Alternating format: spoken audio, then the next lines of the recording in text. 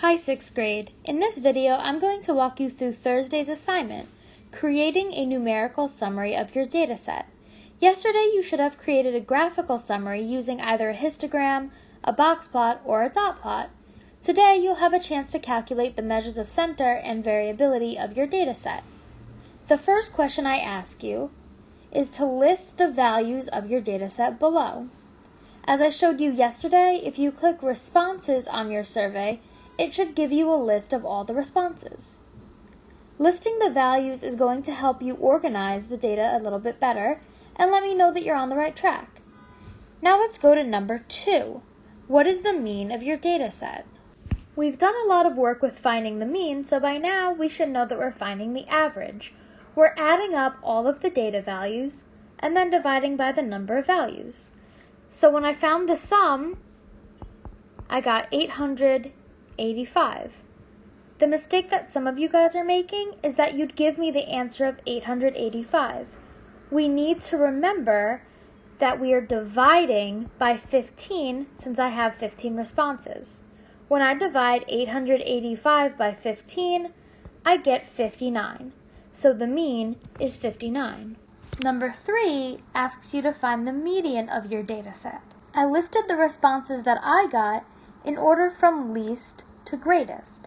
This is going to help me find the number that's exactly in the middle, the median. Since I have 15 values in my data set, I know that there's going to be exactly 7 numbers on either side of the median. So I know that my median is 58. If you're confused about how or why I did this, remember that there should be the same number of values before and after the median. Or you can just use the old way of crossing out the least number and crossing out the greatest number until you get to 1 or 2 numbers in the middle. Question 4 asks, which value best describes the center of data? Usually you would use mean, but if you have a skewed data set or an outlier, you might want to use the median.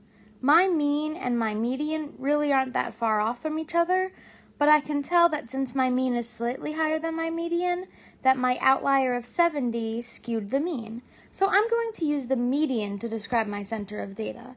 I have 4 values that are 58 and only 1 value that's 59. So I really believe that since the median is the same as the mode and I had an outlier, that the median would be the best measure of center.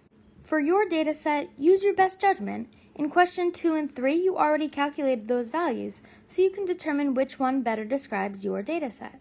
The last question wants me to find either the MAD or the IQR. Mean absolute deviation is used along with mean, and interquartile range is used along with median. An easy way to remember this is to remember that you have to find mean absolute deviation, and you have to find median to find interquartile range. Since I used the median to describe the center of my dataset, I'm going to use the interquartile range to describe the variability. I just labeled my 3 quartiles here. We've been doing this for a while, so I don't think you need to see the whole process again. If you need a little bit of a refresher, please let me know and I'd be happy to go over it with you.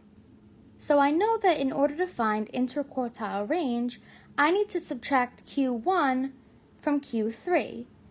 Q3 minus Q1 is 60 minus 57, or 3. This means that 50% or half of the heights span 3 inches, between 60 inches tall and 57 inches tall.